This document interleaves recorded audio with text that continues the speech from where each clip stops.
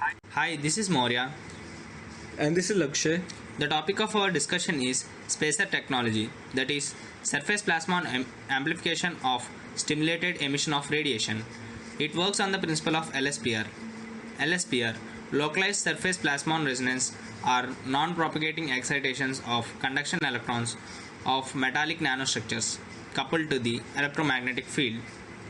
The curved surface of the particle exerts an effective restoring force on the driven electrons, so that a resonance can arise, leading to field amplification both inside and near field zone outside the particle.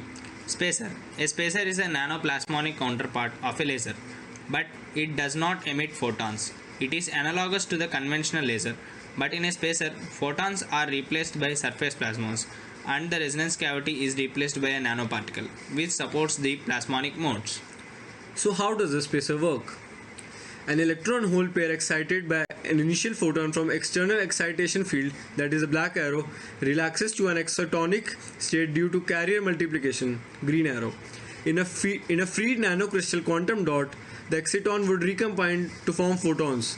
However, when NQD is sitting on the surface of the resonant nanoparticle, the excitonic energy is transferred without any significant emission of radiation to the resonance of surface plasmons of the nanoparticle, coupled as red arrows, a process that has a much larger probability by orders of magnitude. The surface plasmons stimulate further transition in the gain medium, leading to excitation of more identical surface plasmons in the same SP mode, driving the action of the spacer. A spacer generates coherent, strong local fields, but does not necessarily emit photons. That is, it can generate dark modes that do not couple with far zone optical fields. If the symmetry of the spacer's nanoplasmonic material is slightly broken, a dark spacing surface plasmon mode will become luminous.